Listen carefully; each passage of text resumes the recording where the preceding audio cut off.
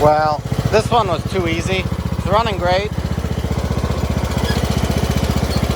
I was gonna make a video, but it was pretty much, I power washed the heck out of it and then put in a fuel shut-off, a new fuel filter. The oil was good. The person I got it from said he just had it serviced before he put it away for 7 years.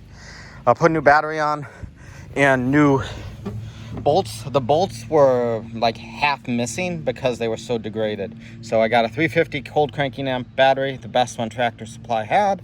New bolts, cleaned all the copper off because that was filthy, and threw fuel in there and started right up. At first it idled a little funky, but I let it warm up, use the little bit of old gas that was left in there. I didn't even drop the carb because it runs perfect. And then the belt had a little issue. One of the pulleys was stuck when you engaged them, so it wasn't engaging. So I did lube that up. But besides that, there's nothing it needs. Probably could use a little sharpen on the blades, but that's it. This was disconnected for some reason. And as goofy as this sounds, I can't figure out how to take the hood off. So normally you kind of push them back and then this pops up. Oh, maybe there it is. It's just the angle and how this is kind of like movable. As far as I can tell, it's not broken. This is what they are. From other people saying this online too. Then I greased the axle, the wheel, and it's okay. The belts looked good. I didn't see dry rot.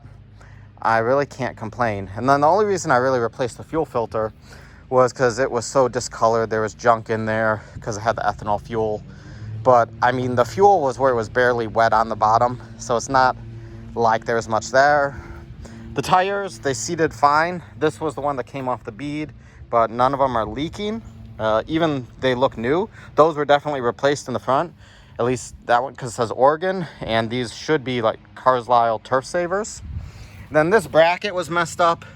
The bolts were just kind of, they weren't the right bolts. They didn't have shoulders because this is supposed to slide on and off. And then the top ones were missing the weld nuts and stripped out. So I changed the bolts to something with a bigger washer I had, and then I nut and bolt the top. So you really don't need to take that bracket off anyways, and that's how I'm gonna leave it. But overall, I'm happy. The tractor was $300, battery, bolts, and fuel shut off for like $75. Fuel shut off. So Tractor Supply matches prices. They're the closest. They're good. They have a great selection, except they're a little expensive, but they match prices as long as you find it at a retailer with a physical presence. Home Depot had the same fuel shut off for $10, so they matched it. So that dropped from 15 to 10. Battery was 58 plus tax. That's including the core exchange. And then I had a fuel filter. I bought for like $3 because I buy them in bulk. It was a genuine Kohler. And then I had an air filter. Also bought that in bulk. That was maybe $7 because I bought like a 3-pack off eBay of genuine ones from a closeout. So overall, it's not bad. No cracks on the seat.